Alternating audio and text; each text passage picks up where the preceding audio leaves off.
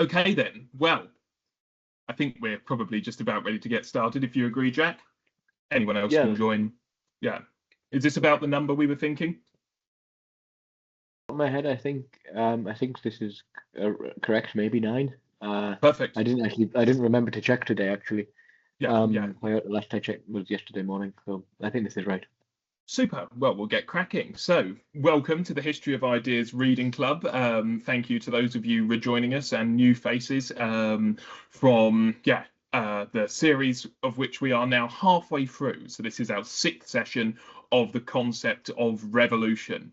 And as we said at the start of this series, we wanted to encompass political revolution, religious revolution, philosophical revolution, and what we'll be grappling today, scientific revolution, with the Copernican revolution. So I think we'll get started. And what I wanted to do to mark the halfway point is start off with the sort of intellectual historical discussions that underpin what Jack and I are trying to do with this series, which is to try and understand concepts. So we've done liberty, we've done heritage, and this one on revolution, we want to try and grapple with these concepts, how they fluctuate, different routes that they take. So, you know, we didn't go in with the idea of doing ideologies because we thought that's a little bit too narrativistic. If we did liberalism, conservatism, socialism, it kind of, you probably all have a certain idea of those ideologies in the modern day in your head, but a concept like liberty, heritage, and revolution is actually a much looser thing, and that's why we wanted to grapple it. So what are the different interpretations of revolution?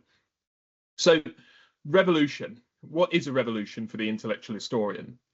As this session marks the halfway point in our series, it is a good moment to pause and reflect on what we mean by a revolution in intellectual history, not as a slogan for dramatic change, but as a contested analytical concept. So if we look at people like Copernicus and who we're going to look at later, Descartes, Kant, and Hegel, this kind of concept really shapes how we think about these thinkers and how they were grappling with issues in their own day.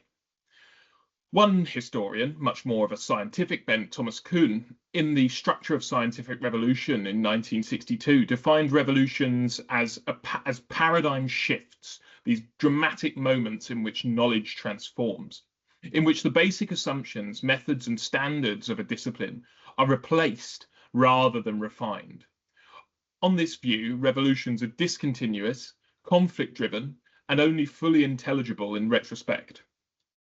Alexandra Koira, especially in From the Closed World to the Infinite Universe, again in a scientific bent, treated revolutions as a metaphysical transformation, arguing that modern revolutions involve changes in how reality itself is conceived. For example, the move from a finite, hierarchical cosmos to an infinite mathematized one. By contrast, intellectual historians like Skinner and Pocock, who we've discussed before, emphasized continuity and redescription. In works like Visions of Politics and Virtue, Commerce and History, revolutions are understood as reconfigurations within inherited languages rather than clear breaks from the past. Finally, Reinhard Koselleck, in Futures Past, showed that revolution itself is a historical concept, shifting from an astronomical idea of cyclical return to a modern notion of irreversible rupture, reminding us that revolutions are not only events, but ways societies themselves can understand historical change. And again, if anyone has any questions, any discussion points, please either interject, raise your hand, or drop a comment in the chat. So revolution with the postmodern turn, what did this kind of era of 1970s, 1980s thinking have to say about this big concept that we're discussing? Well, from the late 20th century, the postmodern turn reframed revolution not as a single event or decisive rupture, but as a problematic narrative imposed after the fact. Thinkers such as Foucault, Jacques Derrida, Gilles Deleuze, and Dominic Lecapra shifted attention away from linear chains of influence towards discontinuity, repetition, and reconfiguration, suggesting that what we call revolutions are better understood as contested reorganizations of discourses, meaning and power, rather than clean, sort of very straight breaks from the past. Foucault famously argued for breaking the chain of history, rejecting the idea of smooth intellectual continuity. In the archaeology of knowledge, he treats revolutions not as progressive breakthroughs, but as epistemic, so knowledge-based ruptures, moments when the rules governing what can be said, known, and thought are reorganized completely, producing discontinuities that only later narratives of progress attempt to smooth over. So these kind of progressive historians that we've discussed before, the sort of idea of Whig history, may try and say that sort of certain ruptures in history were actually all part of a kind of smooth trajectory of history, but actually in the moment they are big ruptures from the past. Jacques Derrida resisted the idea of revolution as a clean break altogether. Across works such as his famous Of Grammatology, he emphasized iterability and différance, arguing that even the most radical revolutions remain entangled with what they seek to overturn. For Derrida, intellectual revolutions always carry traces of prior concepts, prior knowledge, and language, meaning that rupture is never absolute but structurally dependent on continuity. And as you will have heard me and Jack laughing about a few times, this is the concept of the bricoleur, the person who picks up bits and pieces from the epistemology of the precursor age. Jacques Deleuze, often with Felix Guattari, would reframe revolution not as rupture or continuity, but as reconfiguration and movement. In works such as A Thousand Plateaus, Deleuze treats revolutions as moments of deterritorialization, where thought escapes from the established structures, our status quo, our general understanding of the way that life operates. And in escaping from that, forms new assemblages. From this perspective, intellectual revolutions are not singular breaks in history, but ongoing processes that redirect forces, concepts, and possibilities, rather than replacing one specific system with another.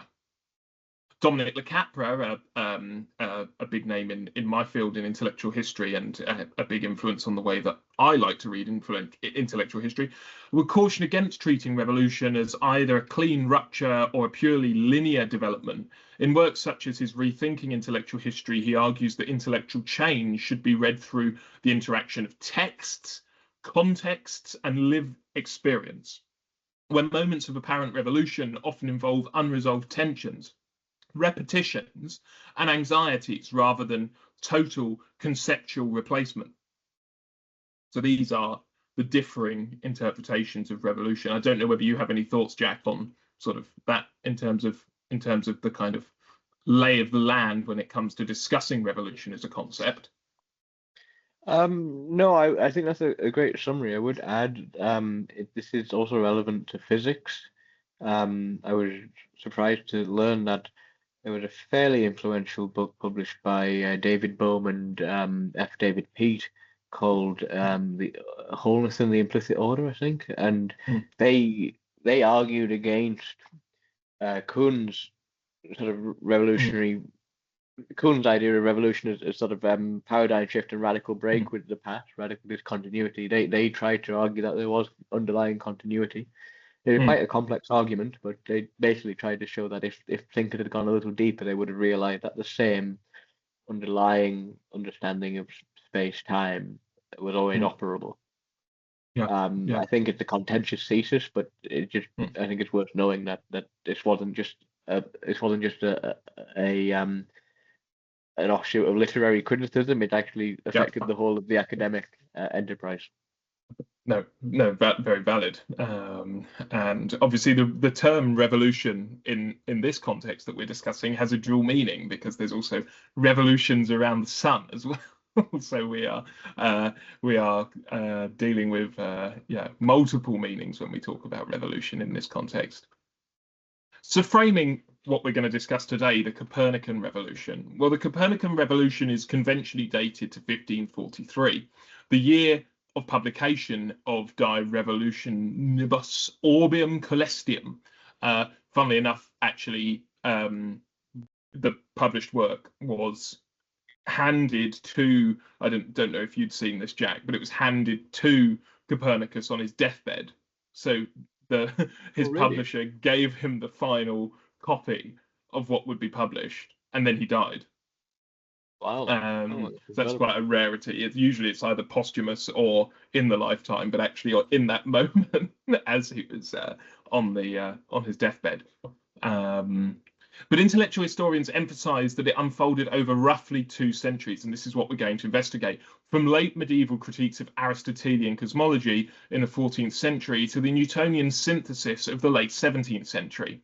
It therefore represents a prolonged reordering of knowledge rather than a single scientific breakthrough. Copernicus's intervention altered not only astronomy but the status of mathematics, observation, and authority. Prior to 1500, astronomy was formally classed as a mathematical discipline, subordinate to natural philosophy. After Copernicus, this hierarchy became unstable, raising questions about whether mathematical modes could describe physical reality itself. This revolution also carried anthropological implications. By removing the Earth from the cosmic center, Copernicus destabilized symbolic assumptions about human centrality that had structured theology, ethics, and political hierarchy since late antiquity. Again, please do feel free to jump in, message, or intervene if you so desire, and Jack, obviously, when you so wish. But let's look at the ancient and medieval cosmological inheritance that Copernicus would inherit.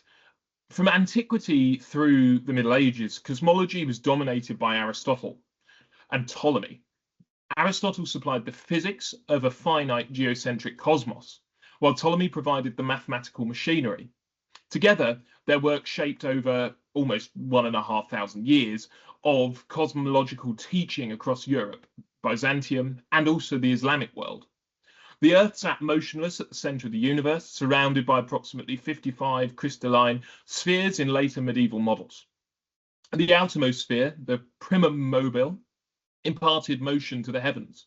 This structure underwrote hierarchical thinking in theology and politics, reinforcing notions of order, rank, and final causation. And we can see from what we've looked at in terms of Greek thought, that kind of idea of this hierarchical system filtering through into these interpretations of cosmology. Intellectual historians stress that cosmology functioned as a comprehensive worldview. To challenge the Earth's centrality was therefore to unsettle assumptions about authority, stability, and the intelligibility of the natural order. So who was Ptolemy? Who was this great precursor to Copernicus? Well, Ptolemy's Almagest accounted for planetary irregularities through epicycles, deferents, eccentrics, and the equant. By the 13th century, planetary tables required dozens of epicycles to predict observed motion, particularly Mars's retrograde path, which deviated by up to 8 degrees from simple circular models. The Alphonsine tables of 1252, widely used across Europe, achieved predictive accuracy within 5 acrominutes of planetary positions. However, this accuracy came at the expense of philosophical coherence. It violated Aristotle's insistence, for example, on uniform circular motion centered around the Earth. Returning to Thomas Kuhn and other historians, they describe late medieval astronomy as a field experiencing technical success alongside this sort of conceptual strain because it was rubbing up against Aristotle's ideas, setting the conditions for the need for radical reform in this field. So what did Ptolemy say in the Almagest? From all this, we concluded that the first 2 divisions of theoretical philosophy should rather be called guesswork than knowledge. Theology because of its completely invisible and ungraspable nature, physics because of the unstable and unclear nature of the matter. Hence, there is no hope that philosophers will ever be agreed about them, and that only mathematics can provide sure and unshakable knowledge to its devotees, provided one approaches it rigorously, for its kind of proof proceeds by indisputable methods, namely arithmetic and geometry. I don't know if you have any thoughts, Jack, on what Ptolemy is saying there, but I mean, I think it sounds quite radical, I would say, for someone of his age. Yeah, indeed. So, first 2 divisions of theoretical philosophy should be called guesswork rather than knowledge. I see. Okay, so he thinks that astronomy insofar as it's mathematical or geometrical, it comes closest to actually modeling fundamental reality. Mm. That's really interesting. Um, I've never studied Ptolemy, so this is very interesting. Um, is it radical for the time? Yeah, I think I think talking about theology, its ungraspable nature, I don't know, it seemed to me to kind of feel quite sort of not critical, but quite sort of interesting to be comparing these things. I think it's very Platonist. I think you Mm, already see this mm. view in Plato. Yeah, yeah. Um, s- Now you might maybe theology may less intuitive, but Plato isn't really a theologian. He's quite critical of myth. Mm, mm. Um, and he has in the Timaeus is a book about the order of the cosmos, and it has theological elements to it, but it's fundamentally a work of um, what would you say? Um, sort of elaborate geometry, stroke metaphysics. Yeah, yeah.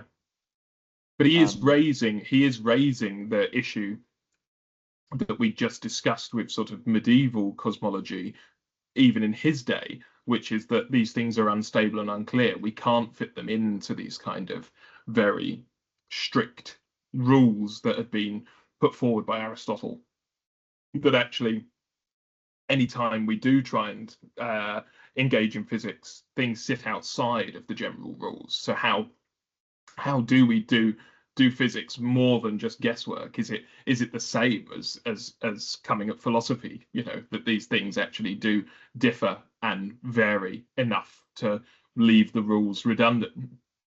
mm, hmm So for instance, Aristotle has has a whole metaphysics of motion, Mm. and Yeah, so yeah.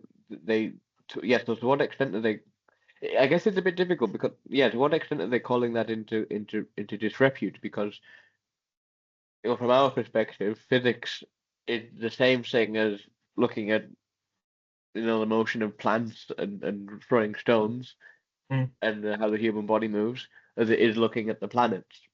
Yeah, Did, yeah. did Ptolemy see a basic division here where the mathematics doesn't work for matter but does work for the spheres? I think probably so. Yeah, I think he's very much in line in his day with the sort of Aristotelian ideas of circles and motion in that sense, but maybe is struggling to yeah to look at sort of the more natural physics. I guess it's Mm. because so I think the way I would understand it is that the fundamental Greek idea is that you have your highest representation of reality or perhaps reality itself in number and more fundamentally in geometry. There is no number without geometry. If Mm. geometry is the pure distillation of ideal form, then it's in mathematical reasoning that you first have an insight into eternal truth. The material world, yeah, I think the Greeks were basically unanimous in this that the material world doesn't really represent a pure distillation of geometry, but rather an impure one. But the Yeah, yeah. spheres, basically astronomy has always beguiled people because the planets seem to move in regular Mm. um, cycles. You seem to be able to date them with precision. So I guess that's probably where the distinction comes from. It's probably got elements of a mythic consciousness still influencing the division between heaven and earth, Yeah, yeah, yeah, coming yeah. into an epistemological and methodological distinction. They just No, don't have the completely. tools yet to deal with matter Yeah. on earth. Anyway, Yeah, no, I completely agree. And that, yeah, sort of mathematics is a stable, demonstrable, certain discipline, and that this physics, this natural philosophy, is subject to change, conjecture, discussion, and is unclear in that sense that things can be hidden from the senses. You know, again, all of these things that we've discussed when discussing Plato and discussing the ancient Greeks, and that they will continue to be debated endlessly because these sorts of elements are hidden from the senses, um, and somewhat dependent on, I guess, sort of incomplete knowledge, incomplete observation. So the whole cannot be known. But let's see how far later thinkers go towards trying to make that whole known. So moving on from the ancient world, we come to the Islamic world, which was long sort of overlooked in terms of the trajectory of the ancient world into the early modern. But we see both in philosophy and in science it being reintegrated. So between the 11th and 14th centuries, Islamic astronomers such as Nasir al-Din al-Tusi, 1201 to 1274, and Ibn al-Shatir, 1304 to 1375, developed mathematical devices that eliminated the equant while preserving accuracy. Ibn al-Shatir's lunar models are mathematically identical to those later used by Copernicus. In Europe, Jean Buridan and Nicole Orsemi questioned the necessity of Earth's immobility, suggesting that daily rotation could explain apparent celestial motion more economically. These ideas circulated in Parisian universities as thought experiments rather than explicit doctrines. Again, intellectual historians emphasize that Copernicus did not invent heliocentrism, but drew upon centuries of mathematical innovation and philosophical doubt coming from what we were looking at there with Ptolemy through to these Islamic scholars and through the medieval period.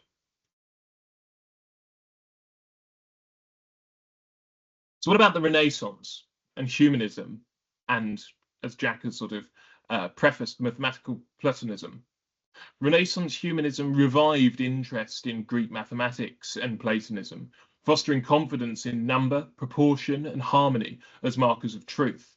Copernicus' training exposed him to this intellectual climate, particularly during his studies in Italy between 1496 and 1503. Alexandre Koya argued that the Copernican revolution represented a metaphysical shift from a finite qualitative cosmos to a mathematically ordered universe. Simplicity and symmetry were treated as ontological virtues rather than aesthetic preferences. This philosophical commitment explains why Copernicus pursued heliocentrism despite the lack of decisive observational proof before the invention of the telescope. So who is Copernicus? Now we're coming to the core of this session. So his education, his life, and the institutions in which he operated between 1473 and 1543.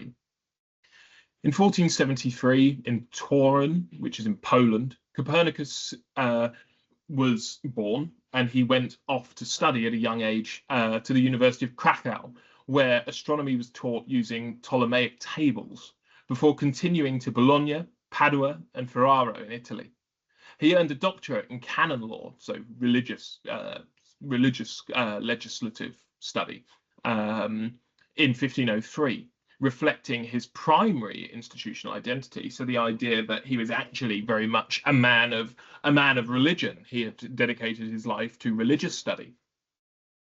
As a cathedral canon at Frombork from 1503 until his death, Copernicus enjoyed financial stability and access to ecclesiastical networks. He conducted observations with instruments accurate to roughly 10 aquaminutes, sufficient for planetary modelling but not decisive proof. His astronomical work unfolded slowly over nearly 40 years, highlighting his cumulative and cautious nature of his intellectual project.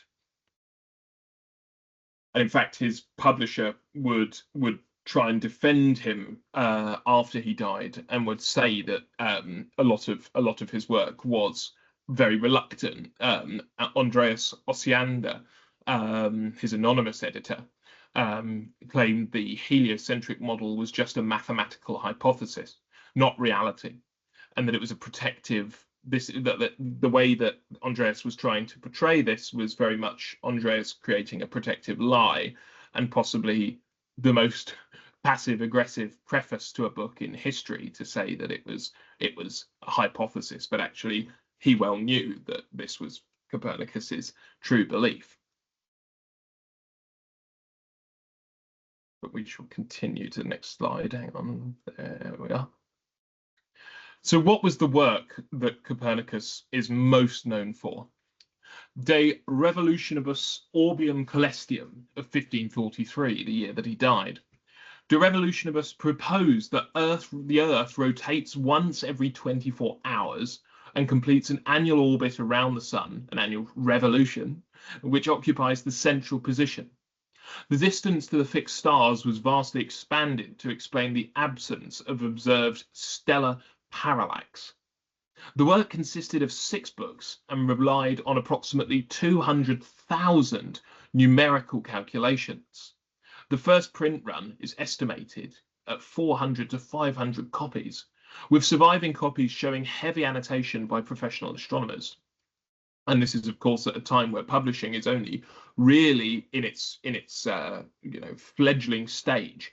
So to have 400, 500 copies is quite a feat, when most books would be, if you were going to ever stand a chance of reading a significant work, they were usually taken through circulating libraries around different countries. So you might have an opportunity to read it because a traveling librarian, it seems a weird concept to us now, would bring a stock of books for you to read. So the idea that there was hundreds of copies of this work being published shows its significance.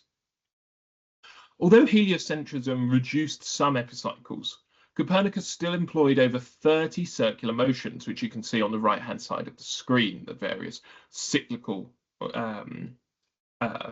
cycles that he's put there, reflecting his commitment to classical geometrical ideals. So still in the vein of Aristotle. So what did he say in the Revolutionibus, or on the revolutions of heavenly spheres? Why, therefore, should we hesitate any longer to grant to it the movement which accords naturally with its firm, rather than put the whole world in a commotion, the world whose limits we do not and cannot know? And why not admit that the appearance of daily revolution belongs to the heavens, but the reality belongs to the earth? And things are, as when Aeneas said in Virgil, we sail out of the harbour, and the land and the cities move away. So what are we seeing there? He's citing Virgil. Jack, this is your territory. Oh, I didn't study the Latins, I'm afraid. We sail out for the harbour and the land and the cities move away. Well, indeed. But I guess the essence of this paragraph is the very famous appearance versus reality distinction. It's it's not quintessentially Enlightenment. It's a major theme of the Enlightenment, but it's also a major theme of Greek thought. And so we saw in the previous one, matter is the appearance in some sense, but the reality is the geometry. And we see those come closest together in astronomy. That was the Greek view. Copernicus now has the appropriate tools to realize that actually the revolutions which we attributed to the heavens in reality belong to the earth. So it's a paradigm shift, and it's for this reason that it's a complete inversion. It's for this reason that Kant, who we'll talk about next in a fortnight, Kant calls his philosophical system a Copernican revolution, because Immanuel Kant changes the emphasis from the object of knowledge to the subject who knows. Anyway, I think, unless anyone else has any thoughts, what we can see in this passage from the text is that motion, first of all, is relative to the observer, as Jack sort of said in that kind of early Enlightenment vein. Copernicus is saying that you see what you see. Moving depends on where you stand. On the ship, the land moves. On the land, the ship moves. Likewise, from the earth, the heavens appear to rotate daily. From the sun, the earth rotates. The senses alone cannot tell you which frame of reference is correct. But he's also diffusing the "but we'd feel it" idea. So this is something, which even conspiracists today would try and say, oh, but if the earth is moving, we'd feel it, right? But by using the ship analogy, he is countering that. He's saying, well, sailors don't feel the ship's steady motion. yet motion is real all the same. Hmm. Hmm. Yeah, it's interesting also that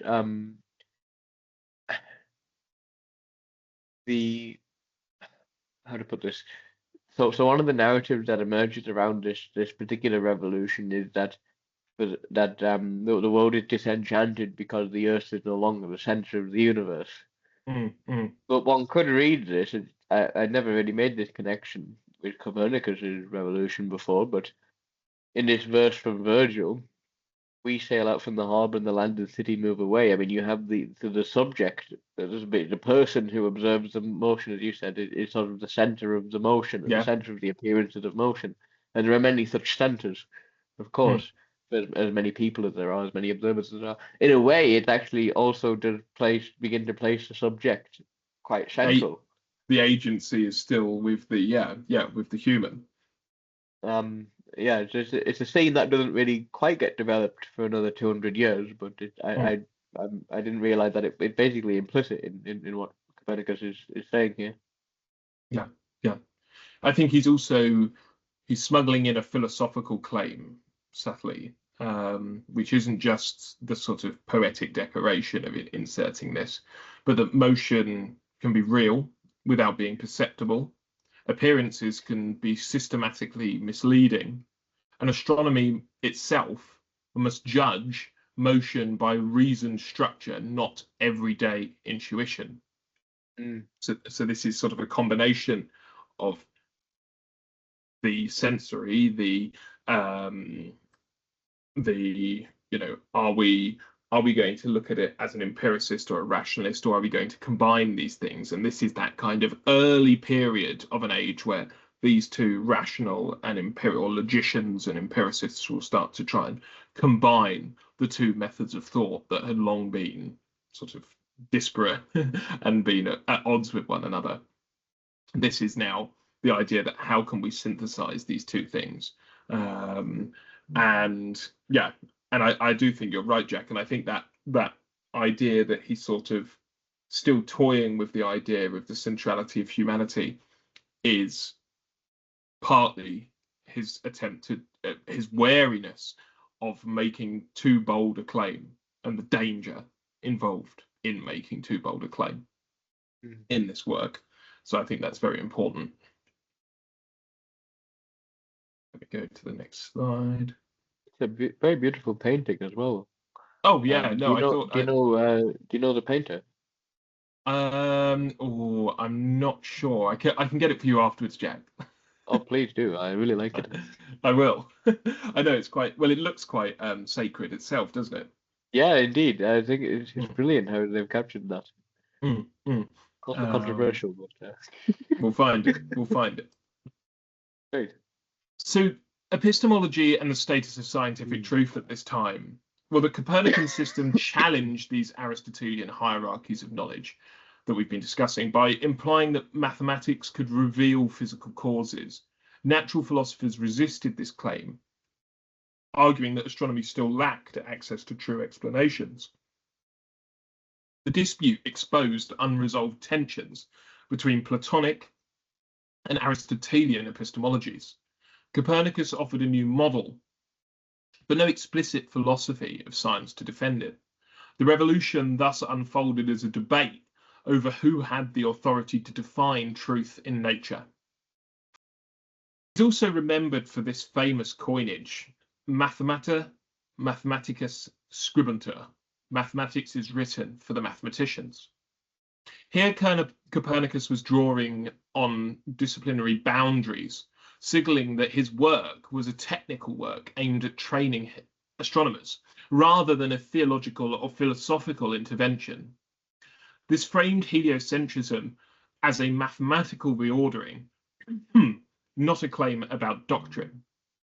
The phrase also served, as we sort of just suggested, to serve as a protective strategy against church criticism by limiting interpretive authority to specialists. Copernicus implied that objections based on scripture or natural philosophy misunderstood or talked past the epistemic status of astronomy as a science concerned with calculation and model building, not I'm not sure if you can see the bottom line. It's cut off for me. No, I can't. Hmm. I want to ask about Please. Copernicus challenging Aristotelian hierarchies of knowledge by implying that Mm. mathematics could reveal physical causes. So that's the idea that now all of the physical system of causes have been brought under mathematics, and that's what Aristotle lacked. Is that Yeah, the idea? yeah, yeah, Okay. exactly. I think I don't think I've ever heard it spoken of in this way. And Mm. Mm. I think the way I would look at it, I'm thinking to Descartes' preface on the Discourse of Method, if it can come to me. But the issue is with specifically with the categories of matter and substance and accidents and matter and spirit and so forth, that these not so much mathematical categories, but the general language which we use to describe the physical world, it carries assumptions that are no longer tenable, particularly the relegating as secondary the Yeah. relational elements of matter. Mm. Mm. Um, so whereas Aristotle would tend to see motion as something intrinsic to a thing, a faculty for motion is intrinsic, but I think what Copernicus is starting to discover that it's actually it's relational. That might be a bit more accurate. I'm not sure that it's about quite a dispute about mathematics, but I may be reading too much of Descartes' particular quarrel with Aristotle Mm. back into Copernicus. I'm just speaking out loud, really. Yeah, I mean, I guess would you say he's demoting, you were saying like relational features? Yeah, that was the Greek problem. I mean, scholars dispute whether Plato had it. Yeah, depends on the dialogue you read, but it is a Mm. basic Greek problem that relations aren't accounted for. Mm. And that's sort of always going to be a problem when you accept the appearance reality distinction. Yeah, I yeah. would suggest in high medieval philosophy, it's the essence existence distinction. Hmm. Um, So there's what it is in its intrinsic essence that's unchanging versus the various manifestations of it, which have particular shapes and sizes and colors and forms and all of these things. And I guess Um, he is still conceding that sort of apparent motion is relational to the observer's situation. yes, and that's precisely, yeah. Is that the motion he's trying to calculate, or is he? Yeah, no, he's trying to go beyond that. Mm. But he uses Mm. the appearances to get there. No, that would Yes, be the yeah, method. So he and that, uses his relational standpoint in order to derive an absolute theorem of motion. yeah, yeah, and Okay. that the true structure is sort of only belonging to the whole, and that Yes. sort of subjective is operating within that sort of broader whole. Okay. Yeah, I And need I to get, think more about what exactly is the difference between mm, Copernicus's view and Aristotle's. yeah, yeah, On the epistemology, I think it's something a bit more subtle, but mm. I may not be thinking about it the right way. Muse Maybe on we it, can talk Jack. about it next Yeah, time. muse on it, Jack, and Yeah, I will. and you can bring it up. But we're going to turn to his influence on certain thinkers who elaborate further. So maybe this will be some elucidation. Okay. So Galileo and the escalation of the debate that Copernicus had set in motion. Well, Galileo's telescopic observations after 1609 revealed 4 moons orbiting Jupiter, undermining the idea that all celestial bodies revolve around the Earth. So this was an empirical proof. His observation of Venus's phases directly contradicted the Ptolemaic models. By 1616, heliocentrism was formally condemned as contrary to accepted natural philosophy. Galileo's 1633 trial symbolized the hardening of institutional boundaries around this form of knowledge, and Cardinal Bellarmine, someone I've written about, the Hammer of Heretics, was involved in said trial. Oh, right, yes. Historians Yes, yeah, he was there. I didn't realize. That's great. Historians emphasize that Galileo transformed this Copernicanism that we've been discussing from a mathematical proposal into a public epistemological change. So, was this the moment of the true scientific revolution? So, Cardinal Bellarmine again involved in this censorship, the index, and the long-term reception. Well, Copernicus's work at this point, as a result of Galileo, was placed on the index of prohibited books. So it hadn't been it hadn't been for the 100 years previous, or not quite 100 years, but a century, the 16th century. It hadn't been. But as a result of Galileo's exploration, it led to De Revolutionibus being placed on the index. Specific passages asserting heliocentrism as fact were amended as well in later editions. So this was a later amendment to the work as a result of this situation. The work remained partially censored until 1758, so well into the mid-18th century, when it was removed from the index. Over 200 years after its publication, of course, this was an age when science had now, some scholars would say, overtaken. The age of science was overtaking the age of religion. I'm sure Jack would like to put up a stand against that suggestion, but that would be the bastardization of what we call the age of enlightenment, that the age of science at this point was overtaking the age of religion. And this timeline illustrates the very slow institutional assimilation of heliocentric ideas. So this is now over 200 years since Copernicus's work was published that it was finally allowed to be publicly read once again. Returning to intellectual historical discussions, there are cautions against interpreting censorship as simple hostility to science, emphasizing concerns about doctrinal coherence and also epistemic authority. So we can't say that just because something was placed on an index was because of some vague dogmatic justification, but actually, how is knowledge being understood? It would be the same today as, ignoring, like we were talking about, conspiratorial works. Like you wouldn't cite someone's blog that was written at 2 a.m. about the world.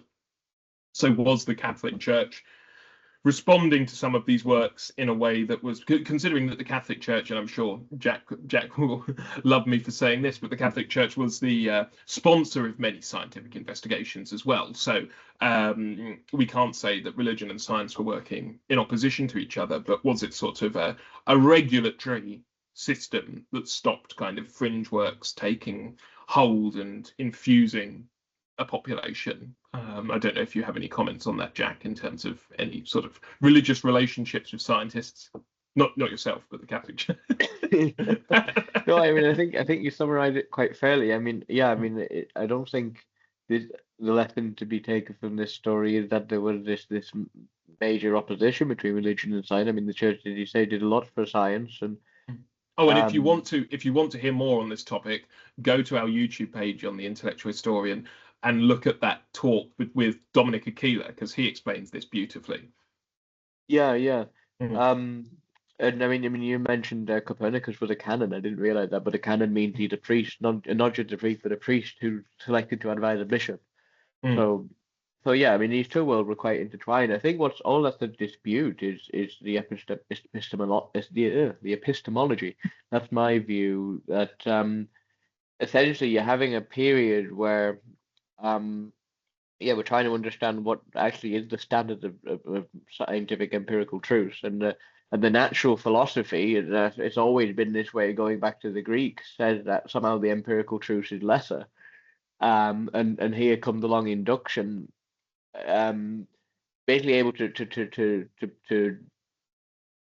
show that certain theses are falsifiable about the natural world, through observation, systematic observation, and I guess the church was very slow to understanding what that meant, and so it's for this reason that the publisher of Copernicus' work says in the aforementioned preface that you say was the most what did you say, it was the most passive aggressive preface in history. This is a hypothesis, but that's exactly what was at dispute. Now, I mean, there are other layers to this story. I do know that I think Galileo was sort of had a bad name put in for him by the a bad word put in for him by some bishop or some cardinal who tried to persuade the Pope that this was a more serious book than it was, a more grave book than it was. And that was partly why the trial was called. But absent that, Galileo knew the Pope very well, knew two popes very well, and was friends Yeah, with yeah. them. Mm. So he wasn't exactly an enemy of the church. It's all Mm. it's an episode of history that's been quite remarkably misunderstood. But I don't think it was a perfect episode of history either, Mm. from the Catholic Church's perspective. Yeah, Um, yeah. but I don't think it was as bad as most people make out. Well, moving forward into this period, then maybe we can explore the relationship between the fall of the age of religion and the rise of the age of science a little bit further. So, what are the intellectual, anthropological, and political consequences of what Copernicus had done? Well, the Copernican revolution contributed to the gradual displacement of humanity from the cosmic center, reshaping early modern anthropology and metaphysics. By the late 17th century, Newtonian physics completed this transition with a mathematically unified universe. Politically and intellectually, Copernicus became emblematic of how new forms of knowledge destabilize inherited orders. The episode reveals the deep entanglement of cosmology, authority, and legitimacy in early modern thought. Intellectual historians treat Copernicus as a foundational figure in the emergence of modern conceptions of nature, truth, and human self-understanding. So I'm just sort of, it's funny because there's a massive criticism of the Enlightenment for being so human-centric, for being so what we would now call in modern lingo and anthropocentric. This and the idea of the Anthropocene and the Enlightenment as a symptom of an obsession with anthropocentric readings of politics, science, all of these things, the way we engage with the natural world. So to say that the Enlightenment somehow decentralized humanity, I think is quite funny. But obviously, for a broader understanding of these scientists during the Age of Enlightenment, science really was trying to break away from the church in that sense and position humanity as just as a part in a broader mechanism. But did the Enlightenment actually decenter humanity? That's something really that can be discussed at length, and I'd probably argue it didn't. I don't know about you, Jack. No, I mean, I think we're probably in agreement on that. Mm, Um, So as we come to this discussion of whether the Copernican moment was indeed a revolution, let's look at some of those scholars we started with. From a Kuhnian perspective, Copernicus can plausibly be called a revolutionary insofar as heliocentrism eventually displaced the geocentric paradigm and redefined what counted as an acceptable astronomical explanation. Yet this revolution was delayed, incomplete, and resisted, unfolding over more than a century rather than erupting in 1543 with that work's publication. From a Coyrian viewpoint, Copernicus appears more decisively revolutionary at the level of metaphysics, not observation. His importance lies less in empirical proof than in initiating a shift from a finite hierarchical cosmos to one organized by mathematical order, even if the full implications of this shift were only fully realized later. Read through someone like Le Capra, Copernicus looks less like a clean rupture and more like a figure suspended between traditions, those medieval ones that we've discussed and more contemporary ones. De Revolutionibus reworks inherited mathematical tools and cosmological assumptions, revealing revolution as a site of tension, repetition, and unresolved contradiction rather than total conceptual replacement. He was working with the context and the different bits that he was able to get from the Islamic world, from the medieval world, from the ancients, and he was trying to fuse these things together to come up with a new way of thinking, but still with inherent tensions in the thought. For someone like Foucault, the approach would caution that calling Copernicus a revolution risks this sort of retrojection. Heliocentrism did not immediately reorganize the episteme of the 16th century. Instead, it became revolutionary only once later discourses, as we discussed, Galileo, Newton, and Enlightenment science, retrospectively stabilized its significance. It might not have been so if those later thinkers had not entrenched the starting gun that Copernicus had fired. From a Derridean and a Deleuzian angle, Copernicus represents neither pure rupture nor smooth continuity, but this deterritorialization of cosmological thought. His work displaced key reference points while remaining entangled with what it sought to unsettle, reminding us that intellectual revolutions are processes, not moments in themselves. So Copernicus then is revolutionary not because he instantly changed the world, but because his work made existing frameworks increasingly untenable. For the intellectual historian, the Copernican revolution is best understood as a slow reorganization of knowledge, authority, and self-understanding, a revolution whose meaning was constructed. I've lost the bottom line again. Over time, rather than declared at its birth. Yeah. Great. Do you have any thoughts on any of those interpretations, Jack? Any that you would ally yourself with more? I'd have to think about it probably in connection with my musings about the relationship between Copernicus and Aristotle.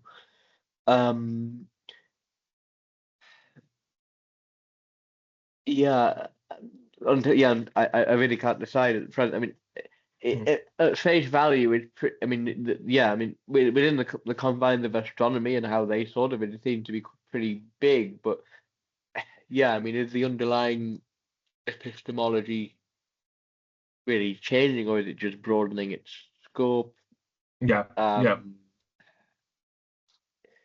And with those unresolved tensions in the kind of Lecaprian reading, I think I would align myself probably with the Lecaprian reading the most. But I do like this kind of Foucauldian idea that like it's only retrospectively that the significance is applied to the Copernican moment. I think that is very true because of the trajectory of science that science then took. It took a long time for that to happen. It did not happen within the century of Copernicus's writing. So the idea that there was this revolution in thinking clearly isn't influential enough to call the Copernican moment a revolution in his day, but it is part of an ongoing revolution in science, I guess you might say. And where would you say that's coming from, and where would you say it's tending towards? I would say that in terms of the transformation of thought. Yeah. So what exactly are the 2 points in Lecapri's reading that Copernicus is suspended between? I guess between the ancient Greek thinking of this kind of very cyclical, Aristotelian way of thinking, in tension with the observation that the Islamic scholars that we discussed were making of the world, that he is then picking up on and is heavily influenced by. I think he's sitting between those two traditional and developing schools of thought, and he's trying to fuse those together.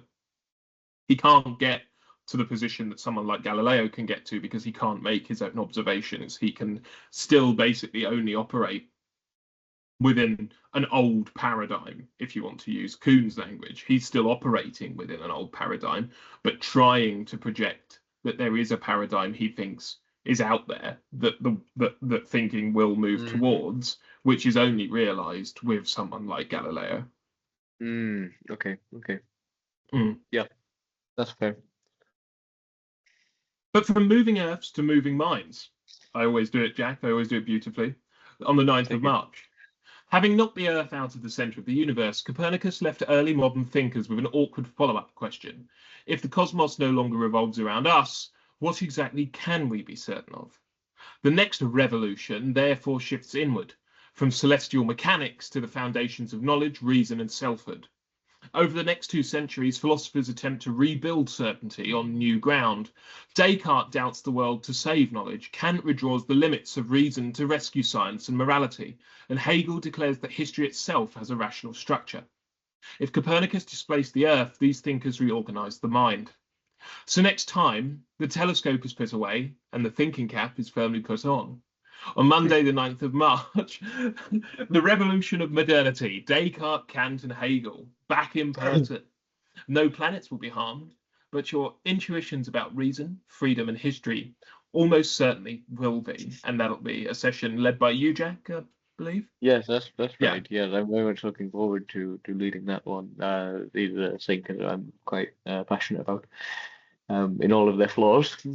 yeah. No, I'm looking forward to it very much. They're quite revolutionary. They pick up the mess of the epistemological crisis of early modernity, and they develop it, and they try and correct it, and all kinds of things. To the extent that they dissolve can. it as well. Yeah. So there's a lot to say, but it was a really great session, Sam. Thank you very much. Thank you, Jack. Do we have any questions? Yes. Do we have any questions from anyone? I obviously have my musing that I'm going to try and figure out. Because I'm just not convinced by the use of the word Aristotelian here. But that's possibly because I've not read enough about astronomy, which is true.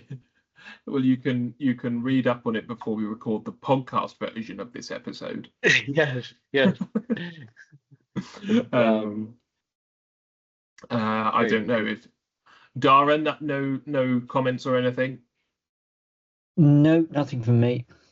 Super. Well, I think if everyone's happy, if everyone's enjoyed a little bit of science and intellectual thought, then I think we can conclude the session, and thank you very much for joining. And the next one shall be on the 9th of March in person, which we shall very much look forward to seeing you there. But thank you for listening, and we hope you have a lovely rest of your evening, and we shall see you in 2 weeks' time. Thank you, Oslem. Thank you very much for joining. And we did have someone else in the chat, but I think they left maybe a few minutes ago, but that's perfectly fine. So we shall bid you good night, and we shall see you in 2 weeks' time. Good. Perfect. Thank you, Jack. Thank you all.